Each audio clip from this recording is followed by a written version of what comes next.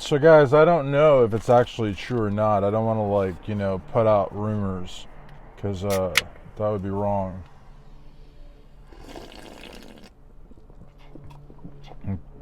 Best flavor, Ghost. The best is Swedish fish. Things were $3 at Kroger. They're usually 2 for $5, but I paid the extra dollar because they're that good.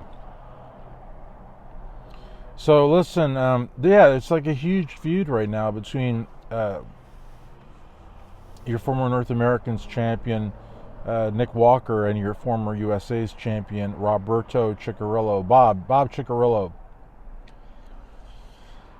And but Bob is also the athlete's rep, and Bob kind of gets into this thing where he gives an opinion about where people are going to place and what their physiques look like, and it bothers a lot of people in the industry, especially a lot of competitors, because you're like, Bob, you're our representative, you're our voice, you are the voice of bodybuilding, and we know that when we bring grievances to you, we know that you get on the horn with Jim and Tyler and whoever else is running the show now, and you go to bat for us, Bob. But then, seeing you, say that Nick Walker, couldn't have won the Arnold Classic or whatever, it's a huge shot in the face. You know what I mean? People all over the world.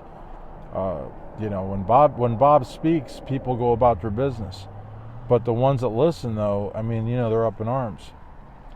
And it's just, it's sad because now, Nick Walker went on the podcast with Fuad Abiad, I think.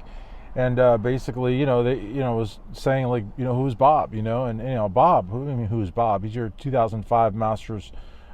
Actually, he's your 2005 Masters Pro World. So that means anywhere that Bob goes, like if Bob goes to Australia and he sees Lee Priest on the street, Lee's got to give him homage. I give homage to Scotland, but the thing is, he has to give him homage because that part of Australia is part of the world. If he goes to Libya and he runs into Kamal Gardni, Kamal's got to show him love because Libya is part of the world. So it's just one of those things. And so I think Nick was just like, who's this guy? And obviously did not get the memo that Bob won the 2005 Masters Pro World. He also was runner-up at the Southwest Championships to Darren Scarum Charles, and he was also second place to Marcus Das Freak Rule at the Night of Champions, the NOC. And he was also the USA's champion, and he just did a lot of stuff, you know what I mean? And with those kind of credentials, someone like Nick, that all he's done is won the North Americans and the Arnold Classic, would have to bow down and show Bob respect, you know what I mean? And what's that guy's name? The bald-headed man from, what's it called? Not Sri Lanka. What's it called? No, not Senegal. Canada. Muscle Discord. That guy, Matt from Muscle Discord. He was saying how he was like Bob is just so full of himself, and that's wild because it's sort of like he's taking the side that like Nick's side, the athlete side, who was on Fuad's podcast, and Fuad does not talk to Matt. I don't know why, but there's a rumor that they're going to become friends in 2077. Don't miss out on it when it happens, because it won't last long. But the thing is, though, is that honestly, Bob's got a, Bob was also accused some years ago by Dave Palumbo of sabotaging, his appearance on the Joe Rogan podcast. Bob, we're still waiting for Dave to get more evidence to really finger Bob, point, the finger at Bob. But not to suggest that Dave would finger Bob, not that way, but you are guilty, sir. But it's just basically one of those things where I don't think that Bob really has a leg to stand on. And then, he gets in his studio with Sugar Sean Ray, the most photographed bodybuilder in the history of Flex magazine. And he basically says, who is Bob?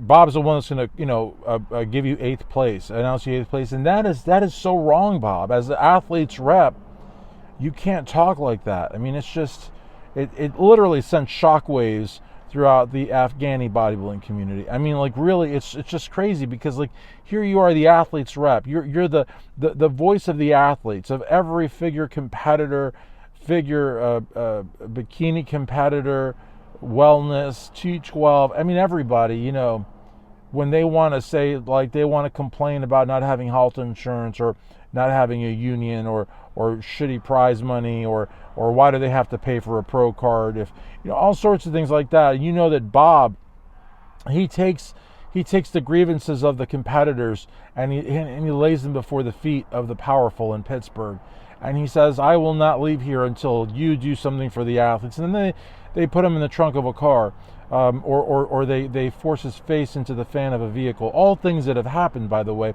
in the sport of bodybuilding, but much, much, much long ago. So it's not going to happen again.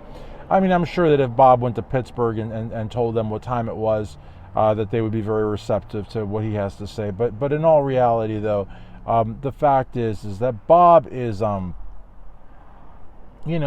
think he's out of his element. He's out of his element. He really is out of his element. I mean, Nick Walker,